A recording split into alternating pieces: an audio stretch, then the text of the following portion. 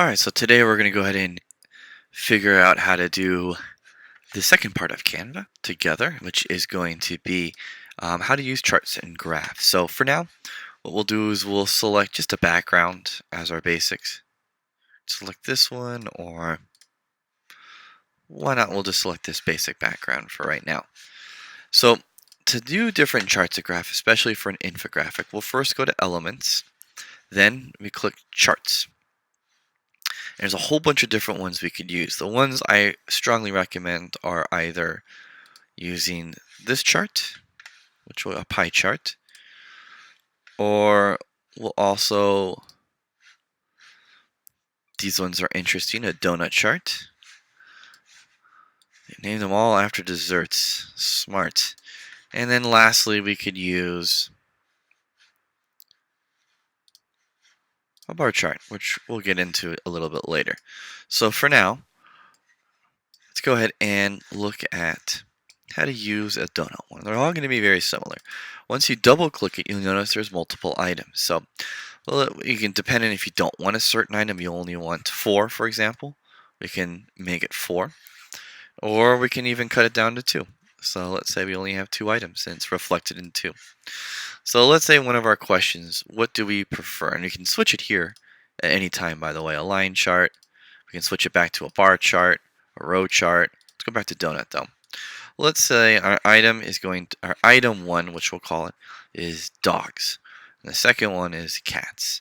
And let's add one both. And our survey question was, are you a dog person, a cat person, or both? And let's say 80% of the people said dogs, 10% said cats, and another 10% said both. We want to make it out of 100 in all cases. So our chart's going to look like this. And there's a couple different things we can do to edit the design of this chart. We can change the colors, first of all. And that's going to change the whole color scheme in general. Now, if we go over here into this part, we can select the default colors. Again, it kind of changes what color scheme that you want to use. And if you select the A button, it's going to change the font color that you want to use. So you can select different font. You can bold that font, italicize it if you want.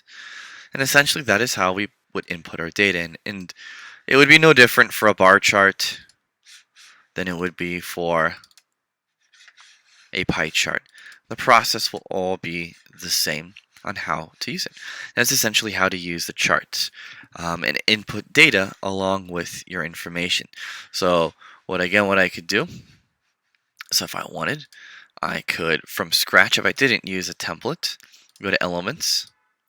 We can enter a shape. Let's say we decide to enter a square. Well, I can manage my square to fit here and here.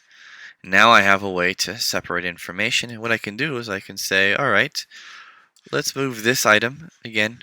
Let's position it forward. And now if I wanted to highlight this, I have my information here. And I could always, as usual,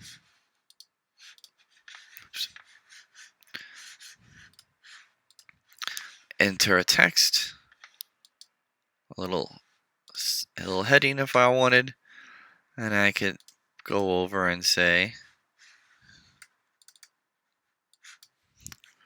dog versus cat people. And so now we have a very basic premise on how to at least design a chart. And the last thing that we'll cover is, let's say once you're all finished, so we go back to our infographic, we selected this, we're all ready to go. Well, how do I save it? Well, you're going to go ahead and click the download button. And you click download and suggested. But you don't want to do the PNG, you want to go ahead and do PDF prints, high quality multi-page documents. This is how it'll make the look the best. And then you click download.